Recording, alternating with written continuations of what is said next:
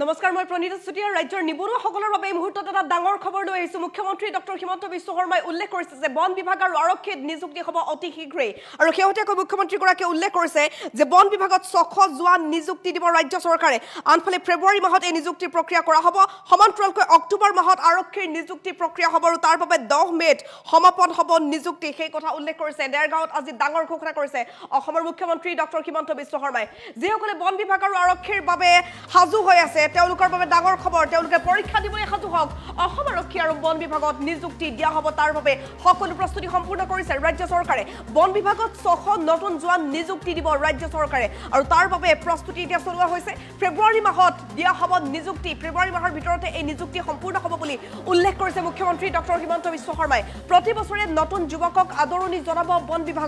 বন বিভাগত খালী হৈ থকা প্ৰতিটো পদ পূৰণৰ বাবে এতিয়া লিষ্টিং কৰা হৈছে অক্টোবৰত আৰম্ভ হ'ব অসম আৰক্ষীৰ নিযুক্তি প্ৰক্ৰিয়া তাৰ বাবে এতিয়া ৰাজ্য চৰকাৰ সম্পূৰ্ণৰূপে সাজু হৈছে 10 মেত সমাপন কৰা হ'ব নতুন নিযুক্তি তাক লৈ উল্লেখ কৰিছে মুখ্যমন্ত্ৰী ডক্টৰ হিমন্ত বিশ্ব শৰ্মাই ডাঙৰ ঘোষণা ৰাজ্য চৰকাৰৰ তৰফৰ পৰা দেৰগাঁৱত বন সুৰক্ষা বাহিনীৰ দীক্ষান্ত সমাৰোহত মুখ্যমন্ত্ৰী ডক্টৰ হিমন্ত বিশ্ব শৰ্মাই ঘোষণা কৰিছে যে আৰক্ষী আৰু বন বিভাগৰ চাকৰি অতি শীঘ্ৰে লাভ কৰিব ৰাজ্যৰ নিবনুৱাসকলে অক্টোবৰত উদ্ভাৱন কৰা হ'ব একাডেমি আৰু অসম আৰক্ষী আৰু বন বিভাগত নতুন নিযুক্তিৰ কথাতে উল্লেখ কৰি কৈছে যে নতুন যুৱকে এতিয়া স্থান পাব যিসকল যুৱকে আৰক্ষীত চাকৰি কৰিম বুলি সপোন দেখি আছে তেওঁলোকে এতিয়া দৌৰিবলৈ হ'ল তেওঁলোকে এতিয়া নিজক সাজু কৰিবলৈ হ'ল ইফালে বন বিভাগত যিসকলে চাকৰি কৰাৰ বাবে হেঁপাহ মনত পুহি ৰাখিছে তেওঁলোকো সাজু হওক অতি শীঘ্ৰে বিশেষ প্ৰক্ৰিয়াৰ জৰিয়তে এই নিযুক্তি প্ৰক্ৰিয়া সম্পন্ন কৰা হ'ব বুলি মুখ্যমন্ত্ৰী ডক্টৰ হিমন্ত বিশ্ব শৰ্মাই ডাঙৰ ঘোষণা কৰিছে কিছু সময় পূৰ্বে লাইভত মুখ্যমন্ত্ৰী ডক্টৰ হিমন্ত বিশ্ব শৰ্মাৰ ডাঙৰ ঘোষণা অক্টোবৰত আৰম্ভ হ'ব অসম আৰক্ষীৰ নিযুক্তি প্ৰক্ৰিয়া আৰু তাৰ বাবে সকলো প্ৰস্তুতি এতিয়া ৰাজ্য চৰকাৰে সম্পূৰ্ণ কৰিছে অসম আৰক্ষীত যিমানবোৰ পদ খালী হৈ আছে সকলো পদ পূৰণৰ বাবে ৰাজ্য চৰকাৰে প্ৰস্তুতি চলাই আছে আনফালে বন বিভাগত যিবোৰ পদ খালী হৈ আছে সেই পদ পূৰণৰ বাবে ইতিমধ্যে প্ৰক্ৰিয়া চলোৱা হৈছে আৰু প্ৰথম অৱস্থাত 600 নতুন জোৱান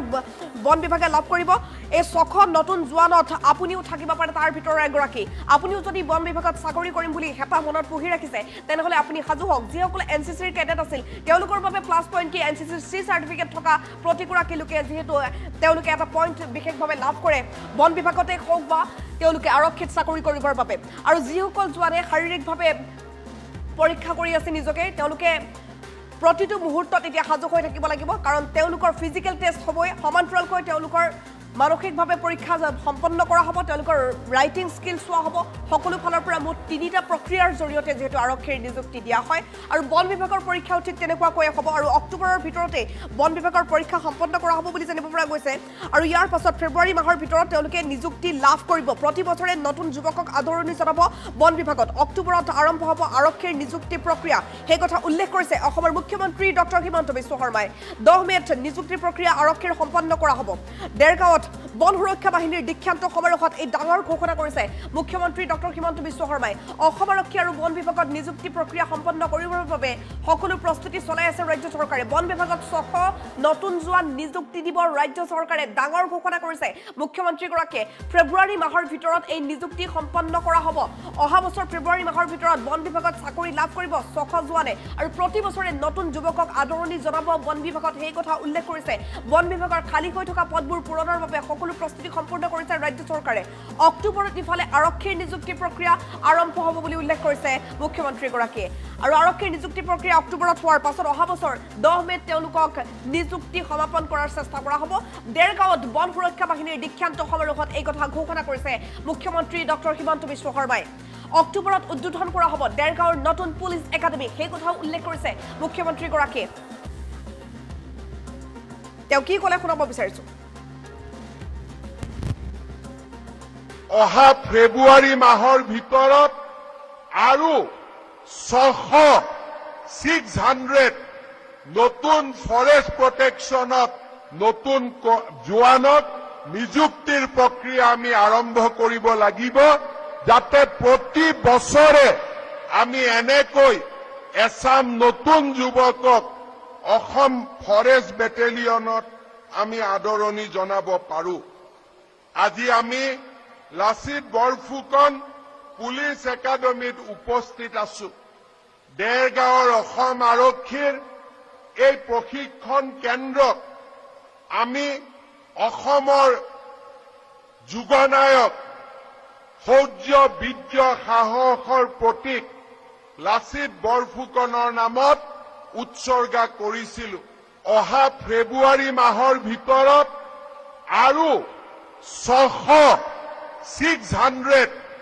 নতুন ফৰেষ্ট প্ৰটেকশ্যনত নতুন জোৱানক নিযুক্তিৰ প্ৰক্ৰিয়া আমি আৰম্ভ কৰিব লাগিব, যাতে প্ৰতি বছৰে আমি এনেকৈ এছাম নতুন যুৱকক অসম ফৰেষ্ট বেটেলিয়নত আমি আদৰণি জনাব পাৰো। আজি আমি লাচিত বৰফুকন পুলিচ একাডেমীত উপস্থিত আছো। দেৰগাঁৱৰ অসম আৰক্ষীৰ এই প্ৰশিক্ষণ কেন্দ্ৰক আমি অসমৰ যুগনায়ক শৌৰ্য বীৰ্য সাহসৰ প্ৰতীক লাচিত বৰফুকনৰ নামত উৎসৰ্গা কৰিছিলো। অহা ফেব্ৰুৱাৰী মাহৰ ভিতৰত আৰু 600 নতুন ফৰেষ্ট প্ৰটেকশ্যনত নতুন জোৱানক নিযুক্তিৰ প্ৰক্ৰিয়া আমি আৰম্ভ কৰিব লাগিব, যাতে প্ৰতি বছৰে আমি এনেকৈ এছাম নতুন যুৱকক অসম ফৰেষ্ট বেটেলিয়নত আমি আদৰণি জনাব পাৰো। আজি আমি লাচিত বৰফুকন পুলিচ একাডেমীত উপস্থিত আছো। দেৰগাঁৱৰ অসম আৰক্ষীৰ এই প্ৰশিক্ষণ কেন্দ্ৰক আমি অসমৰ যুগনায়ক শৌৰ্য বীৰ্য সাহসৰ প্ৰতীক লাচিত বৰফুকনৰ নামত উৎসৰ্গা কৰিছিলো। অহা ফেব্ৰুৱাৰী মাহৰ ভিতৰত আৰু 600 নতুন ফৰেষ্ট প্ৰটেকশ্যনত নতুন জোৱানক নিযুক্তিৰ প্ৰক্ৰিয়া আমি আৰম্ভ কৰিব লাগিব, যাতে প্ৰতি বছৰে আমি এনেকৈ এছাম নতুন যুৱকক অসম ফৰেষ্ট বেটেলিয়নত আমি আদৰণি জনাব পাৰো। আজি আমি লাচিত বৰফুকন পুলিচ একাডেমীত উপস্থিত আছো। দেৰগাঁৱৰ অসম আৰক্ষীৰ এই প্ৰশিক্ষণ কেন্দ্ৰক আমি অসমৰ যুগনায়ক শৌৰ্য বীৰ্য সাহসৰ প্ৰতীক লাচিত বৰফুকনৰ নামত উৎসৰ্গা কৰিছিলো। অহা ফেব্ৰুৱাৰী মাহৰ ভিতৰত আৰু 600 নতুন ফৰেষ্ট প্ৰটেকশ্যনত নতুন জোৱানক নিযুক্তিৰ প্ৰক্ৰিয়া আমি আৰম্ভ কৰিব লাগিব, যাতে প্ৰতি বছৰে আমি এনেকৈ এছাম নতুন যুৱকক অসম ফৰেষ্ট বেটেলিয়নত আমি আদৰণি জনাব পাৰো। আজি আমি লাচিত বৰফুকন পুলিচ একাডেমীত উপস্থিত আছো। দেৰগাঁৱৰ অসম আৰক্ষীৰ এই প্ৰশিক্ষণ কেন্দ্ৰক আমি অসমৰ যুগনায়ক শৌৰ্য বীৰ্য সাহসৰ প্ৰতীক লাচিত বৰফুকনৰ নামত উৎসৰ্গা কৰিছিলো। অহা ফেব্ৰুৱাৰী মাহৰ ভিতৰত